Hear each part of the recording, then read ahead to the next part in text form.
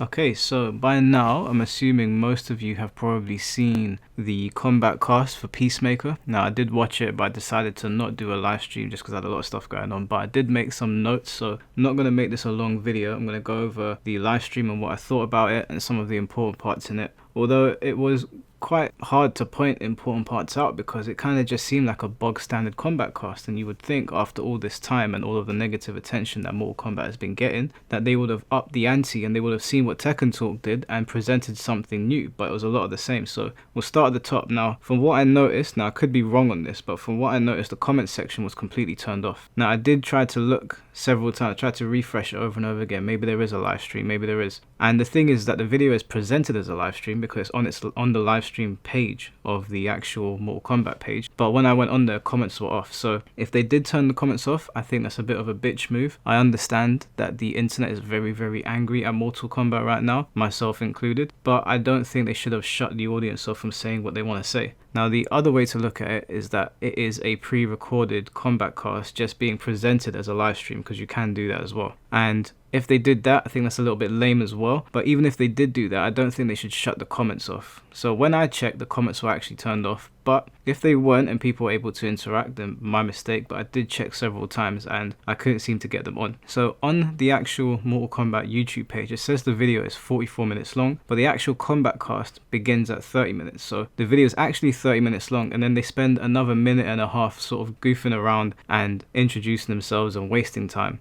Then we get to the announcement of crossplay. Now, crossplay is being added on February 28th. So as of this recording, it should be out now by the time you guys hear it. It's not being launched on Nintendo Switch, but it will be on every other console. Now, the thing to note about this crossplay is that it will not be King of the Hill functional. It will not be on King of the Hill. So you'll be able to play it on ranked, on casual match, whatever else, but you cannot use it on King of the Hill. And this is a massive, massive L. The reason is because people that do tournaments use King of the Hill and they use it to stream, they use it to spectate. And of course, you can use King of the Hill, but because crossplay is not in there, it kind of kills the fun. I mean, you can play it everywhere else. Why would you not be able to play it in King of the Hill? It seems like one L after another. So now this is something else that people are going to hyper focus on. And to be honest with you, I don't blame them. Why wouldn't you implement it? King of the Hill is one of the shining features of the Mortal Kombat online space, and you completely missed it off again. Like, I just don't understand what is wrong with them. It's like, okay, you've done crossplay, it came late, but fair enough. Okay, you're adding new characters, cool. You're going to do balance adjustments, although the balance adjustments in this were very, very brief. They're not really worth going over in my opinion. It doesn't seem like they've done a whole lot, but maybe there is more in the patch notes, and maybe that's something we can look at a little bit later on. But to not have King of the Hill ready to go on February 28th, today, is just a massive, massive L. They said there were a few quality of life issues that needed fixing. There was a few balance changes. Quan Chi got a new move. You can now hit Kenshi's Ghost Cento. So those were changes. I don't know how widespread the changes are going to be. Like I said, they said that you can go on Twitter and you can hit them up and you can let them know if there's anything you want or anything that you need supporting with. And they said they support the Twitter platform. And this couldn't be further from the truth. I have not seen NRS radio silent since they came back as NRS from Midway.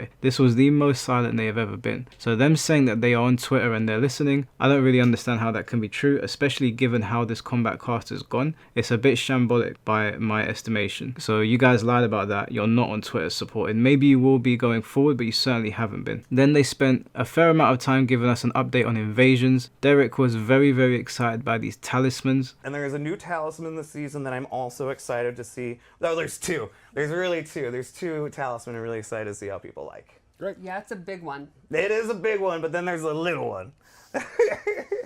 Derek, I hate to break it to you, nobody cares about invasions and nobody cares about the talisman. You are talking to all of 10 people on planet Earth. Nobody's interested. Now, I know that they need to support invasions now. They've put it in the game. It's there to stay for however many years that Mortal Kombat 1 is here. But nobody cares, honestly. And then they moved on to Peacemaker. Now, I don't know if it's just me. It might just be me, but when I was watching the Peacemaker gameplay, he looked a little bit weird. Like, I know he's supposed to be janky and he's supposed to be very robotic, but the actual character model looked odd. Almost as if I was looking at a character that had been pulled from another game and put into Mortal Kombat. I don't know if that's just me, but I didn't really like it very much. I did like the way John Cena did the voicing for the lines. It's very comical, very Peacemaker-like, so I think they did that pretty well. Janet Cage has very, very interesting mechanics. I would say she's probably the most interesting cameo. She's got a lot of throwbacks to the old 2D Mortal Kombat games, the digital ones where they do the up punches and the standing punches. She's also got Johnny Cage's shadow kick or whatever it's called. She's got the nut punch, and you can take full control over her.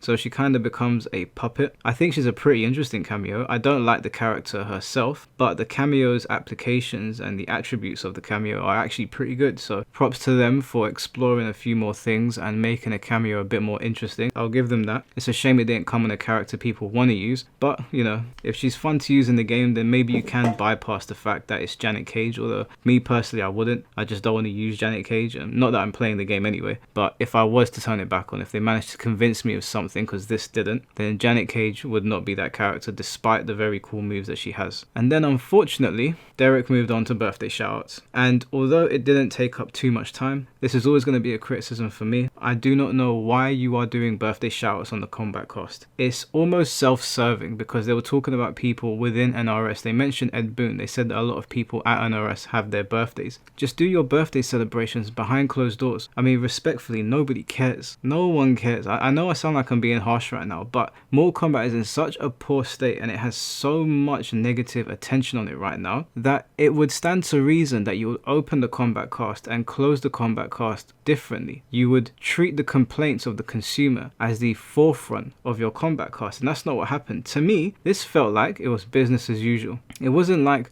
we've heard your complaints and this is what we're doing here. We've heard your complaints and we're sorry here. And this is what we're going to give you and X, Y, and Z. No, they did nothing to buy goodwill in this. And the Tekken Talk did everything that they should have done. And the Tekken Talk doesn't even need to buy goodwill. Tekken 8 already has the goodwill of the people. Mortal Kombat doesn't, and they did the same thing over and over again. And I was like, you're not going to do birthday showers, surely not. And lo and behold, they did. So that was a little bit tone deaf in my opinion. It was a little bit disappointing to watch. Again, it wasn't as long as the Tekken Talk. I think given all of the negative attention that Mortal Kombat 1 has been getting, I was expecting them to come out with a whole bunch of surprises and a whole bunch of announcements or acknowledgements of the gripes that the community has. Because at the end of the day, like I've said, it is not the wider player base that is watching the Kombat Kast. That's why the Kombat Kast gets significantly less viewership than the actual trailers. The actual trailers are catered to the casuals and the masses, and that's why they get millions of views. But if you look at the Kombat Kast, at most you're looking at 100,000, 200,000 views, and that is the hardcore player base. That is the player base that is very tuned in and interested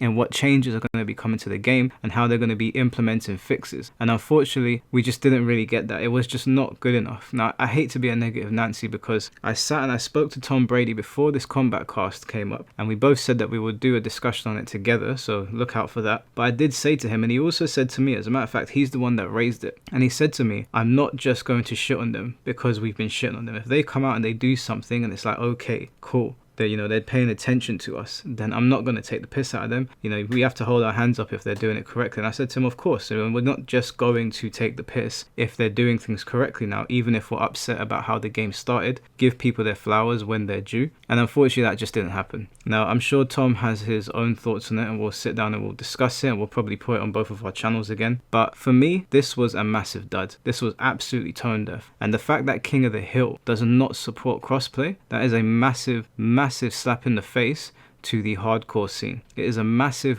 slap in the face to YouTubers, and it is a massive slap in the face to streamers and tournament organizers. And I'm really perplexed how NRS could have done something like that. It feels like that was a hole-in-one. If you announce crossplay for King of the Hill and Ranked, and you don't announce it in other places, I think people would be willing to let it go. But you didn't do it for King of the Hill. You guys really just don't get it. You really don't get it. It's actually baffling. But that's all I'm going to say on it for now. This is a very brief video. It's very disappointing to see what road they decided to go down. I was hoping for something different. I was hoping for a really big splash. But let me know what you guys think. Were you satisfied with the Kombat Kast? Do you think they did enough? Do you think Peacemaker is going to save Mortal Kombat 1? Do you think crossplay and ranked is enough to save this game from the depth? I don't, but I'd like to hear from you guys. As always, my comment section is completely open, and if you disagree with me, let me know. Try try to not use colorful language, because the other day I was actually going through the comment section, and I was going through my parts that I have to approve. If you use very colorful language and very aggressive language, which I wouldn't mind, because I know some of you feel very strongly about some of the things I say, I wouldn't mind personally, but YouTube does hold it in review. Now, I went in there and I found about 50 comments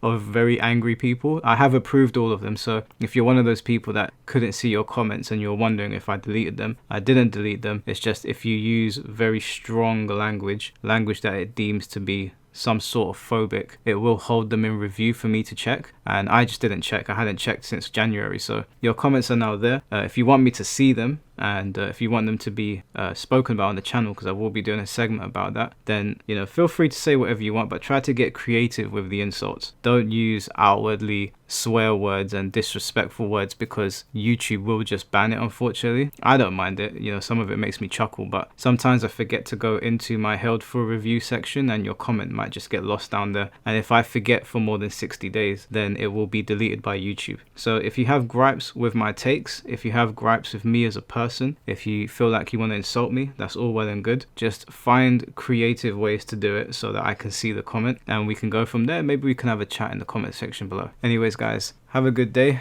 take care, and peace.